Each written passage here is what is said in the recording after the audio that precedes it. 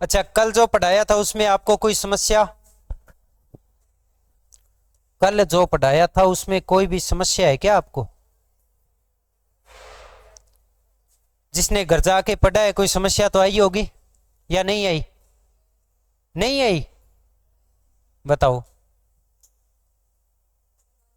चलो बाद में बता दीजिए। बाकियान तो कौन यही समस्या? इंगो मतलब मैं जो पढ़ा दियो वो सही पढ़ा दियो। हाँ जी।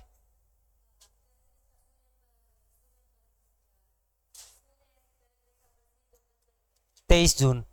कई बुक में 22 जून भी है, 21 भी है क्या? वो जब दिक्कत आवे नहीं, जब फरवरी 28 और 29 साल हुए नहीं मामलो, 20 साल दिक्कत आवे। ठीक है, बिने बोला आप लीप वर्ष जब फरवरी 29 दिन की हो जाए नहीं, जब फिर वो जून आलो और वो कम ज्यादा और वो बिया हो जाए। ठीक है, और कोई बाकी? ओके है। करूं शुरू? आज आप के पढ़ांगा राजस्थान की सीमा। आएगा ही नहीं।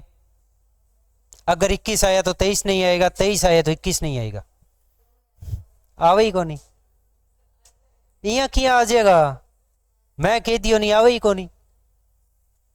क्योंकि बा आपको क्वेश्चन डिलीट थोड़ी करवाना है, लोग सबूत लेके खड़ जाएगा। यहाँ बहुत रेयर चांस है भी दोनों ऑप्शन आ जाए। अब जे थारी जमा ही किस्मत इसी है जना तो के कौन सा, लेकिन कभी नहीं आएगा। क्योंकि जहां डाउट होता है ना, या एक से अधिक चीजें, जैसे प्राचीन भारत में कभी सन नहीं पूछे जाते, क्योंकि सन सेम है ही नहीं किसी के। इसी वजह से जहां डाउट होगा, डेट को लेके कोई डाउट होगा ना, तो कभी डेट नहीं पूछी जाएगी। जहां कोई स्थान को लेके डाउट होगा तो स्थान कभी नहीं पूछा जाएगा। उसी प्रकार से ये है, क्योंकि 23 जून, 22 जून, 21 जून चलती है। अब हल्दी घाटी का युद्ध, उसको लेके डेट फिक्स नहीं है अभी तक। सरकार चेंज होते ही डेट भी चेंज हो जाती है, जीत हार भी चेंज हो जाती है, तो उससे कभी क्वेश्चन नहीं बनेंगे। क्योंकि आरपीएससी का या आपका जो अधीनस्थ बोर्ड है जो पेपर बनाते हैं, अगर वो क्वेश्चन उनके डिलीट होते हैं ना, तो उनके इज्जत का सवाल है वो, इसलिए वो डिलीट नहीं होने देना चाहते कभी। रियल में लोग कोर्ट में चले जाते हैं, इस वजह से कभी नहीं आएगा। 21 आया तो 23 नहीं आएगा, 23 आया तो 21 नहीं आएगा। ठीक है। अच्छा, और कोई डाउट? करा शुरू। राजस्थान की है सीमा, सभी की होती है, कईयों की नहीं होती। राजस्थान की सीमा को कितने भागों में बांटा? कौन कौन सी? सचिन ने जानोगे? कौन है? तेंदुलकर नहीं, एक और हो ना, वो ही कौन? सीमा इधर ने जानो, सीमा हैदर, तो फिर तो सचिन आप ही जानोगा थे।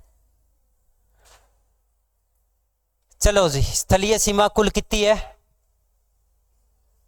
5920। दो प्रकार हुए, एक तो है अंतर्राष्ट्रीय सीमा, एक है अंतर्राज्यीय सीमा। अंतर्राष्ट्रीय सीमा पर एक देश है, क्या नाम है उसका? पाकिस्तान। इस रेखा को क्या कहा जाता है? का लिख दियो नहीं, red Cliff. Sir red Cliff नाम का एक अंग्रेज था, उसने ये सीमा बनाई थी, और ये घूम फिर के नहीं बनाई बल्कि टेबल पे खींची हुई सीमा है। पेन लेके बैठ गयो, नक्शा पर रिया कर गे बोले ये लो चक्को, अब आ रेखा है। हालांकि इस रेड क्लिफ रेखा के लिए बहुत से विवाद भी हुए थे, क्योंकि पंजाब के फिरोजपुर हेड से अपनी कुछ नहरें निकाली हुई थी, और पाकिस्तान ये डिमांड कर रहा था। जैसे आपने वो गंगा नहर का नाम सुना होगा, महाराजा गंगा सिंह ने जो निकाली थी, 1921 से निकली हुई है वो, तो वो तो थी। पाकिस्तान ये कोशिश कर रहा था भी ये इतना हिस्सा मुझे मिल जाए, इतना ना मिले तो कम से कम इतना तो मिल ही जाए। और फिर इसके लिए बीकानेर के महाराजा सादुल सिंह ने प्रयास किया। उसने कहा भी अगर गंग नहर है तो हम है, नहीं तो हम भी नहीं। और फिर भारत सरकार ने प्रेशर ऐसा डाला, ये सीमा इधर चली गई। ज्यादा गोनी जे 50 किलोमीटर पाकिस्तान और ही ना आज यार, नहीं तो आज आप अठे कौन बैठे हमार गठे आप ही कोई बम फोड़ने वास्ते मारे 3 है चौथो में मारे तो वार बम बंद देड़ा और थे वार बुरका में। हकीकत है यार, किस्मत देखो अपनी भी, आप 50 किलोमीटर दूर रह गया, बढ़िया है नहीं, कोई बात अफसोस कौन करना। तो इस रेड क्लिफ रेखा को क्या नाम दिया गया, क्या नाम दिया, रेड क्लिफ रेखा, याद रह जाएगी। अच्छा, किस किस देश के बीच में है रेड क्लिफ रेखा, भारत पाकिस्तान और एक देश और है बांग्लादेश, क्योंकि बांग्लादेश भी पहले पाकिस्तान का अंग था, उसे पूर्वी पाकिस्तान कहा जाता था। तो उस टाइम जब था ही वो पाकिस्तान, तो पाकिस्तान और भारत के बीच में कौन सी रेखा होगी, याद रहेगा नहीं, न केवल भारत और पाकिस्तान बल्कि बांग्लादेश और भारत के बीच में भी रेड क्लिफ रेखा है।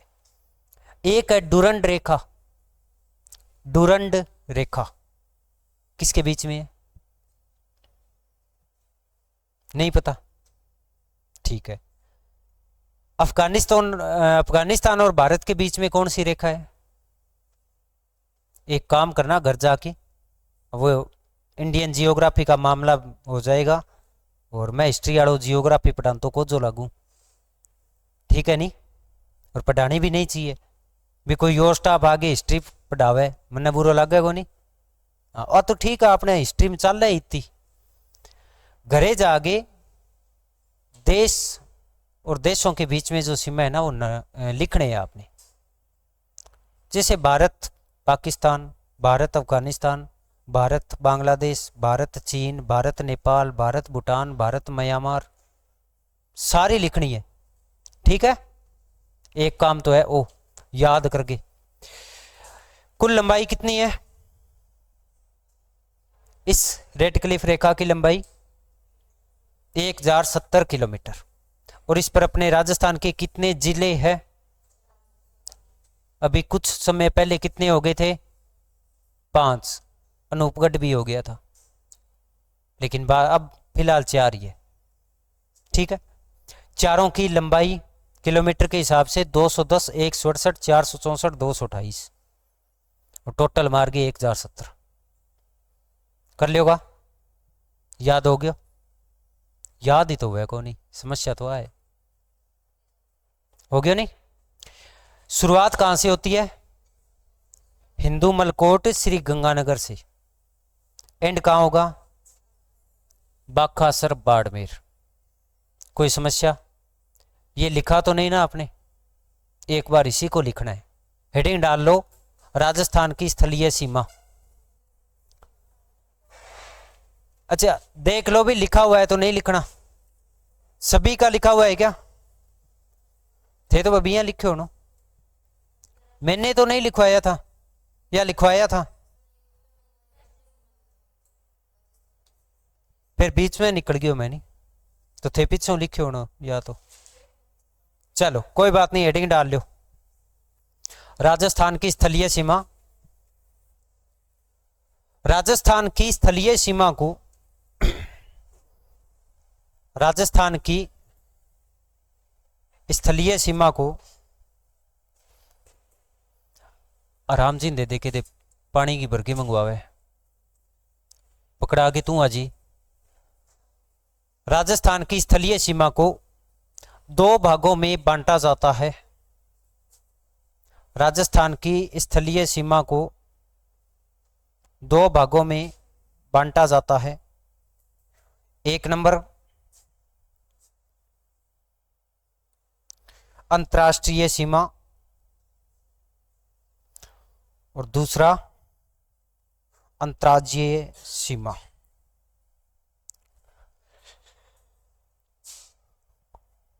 अंतर्राष्ट्रीय सीमा और अंतर्राज्यीय सीमा। अंतर्राष्ट्रीय सीमा अगली लाइन में लिखना है। अंतर्राष्ट्रीय सीमा की लंबाई, अंतर्राष्ट्रीय सीमा की लंबाई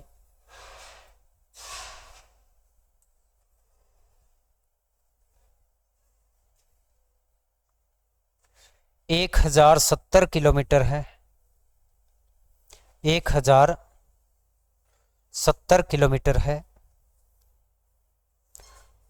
तथा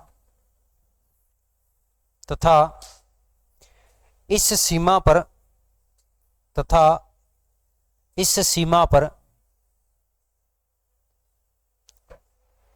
राजस्थान के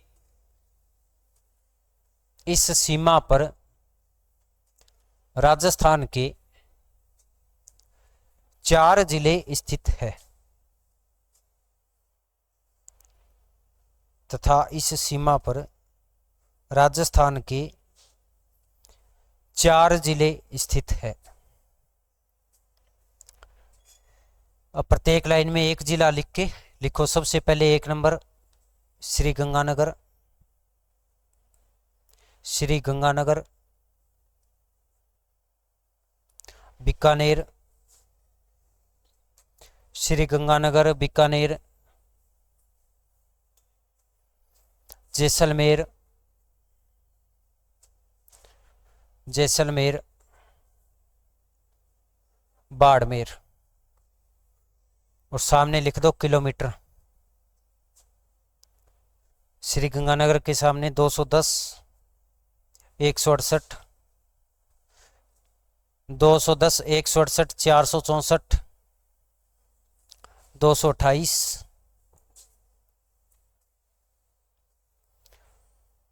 ओके। अंतर्राष्ट्रीय सीमा अगली लाइन में लिखना है, अंतर्राष्ट्रीय सीमा और ब्रैकेट में लिख लेना रेड क्लिफ रेखा। अंतर्राष्ट्रीय सीमा या रेड क्लिफ रेखा श्री गंगानगर के हिंदू मलकोट से लेकर, श्री गंगानगर के हिंदू मलकोट से लेकर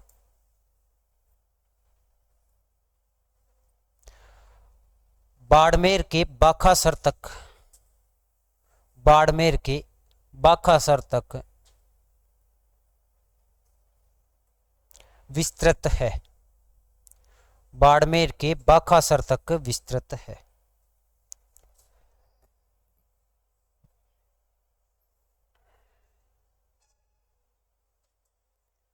ठीक है।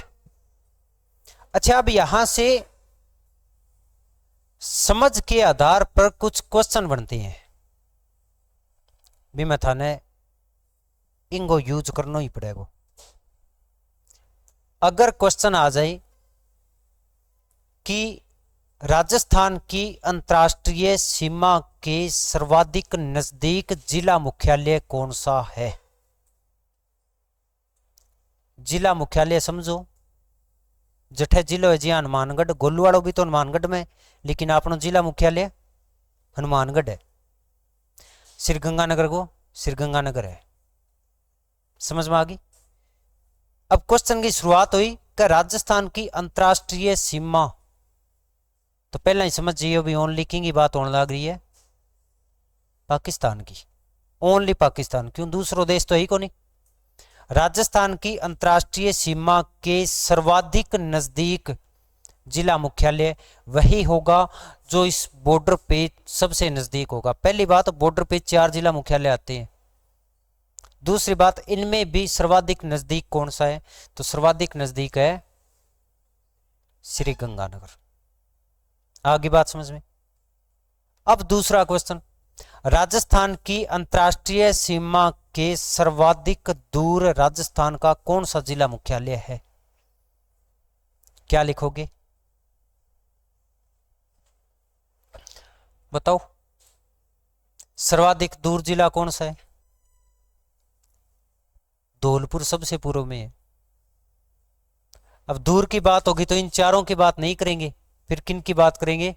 ऐसे, ये उत्तर, सॉरी ये उत्तर, ये पश्चिम, ये पूर्व। अब यहां से अगर अपने देखें तो सबसे दूर कौन सा है? इतना दूर है। तो सबसे दूर कौन सा जिला मुख्यालय? राजस्थान का पूछा है, न कि सीमावर्ती जिला। कौन सा पूछा है? सबसे दूर और सबसे आगे। बात समझ में? अजय कोई डाउट है कि कौन? नहीं, समझ पर आधारित क्वेश्चन भी आपने करने हैं। अब एक लाइन और लिख लो। पाकिस्तान के 9 जिले, पहले 3 थे। पाकिस्तान के 9 जिले राजस्थान के साथ सीमा बनाती है। राजस्थान के साथ सीमा बनाती है।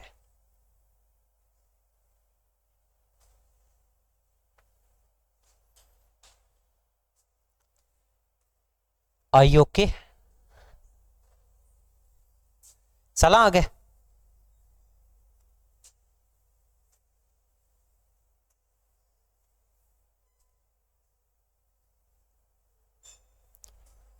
अब अपने कने मैप को नहीं पता है कि थाने। अब यहाँ तो कोई ना कोई तो जुगाड़ कराएगा। हो लो, तैयार है जुगाड़।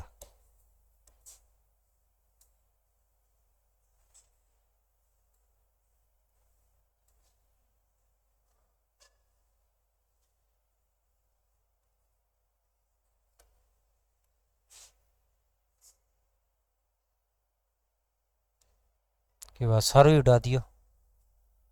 अच्छा अच्छा अच्छा,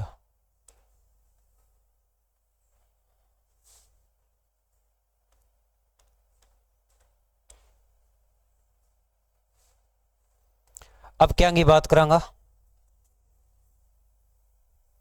अब पाकिस्तान को तो काम ही कौन कोई या है?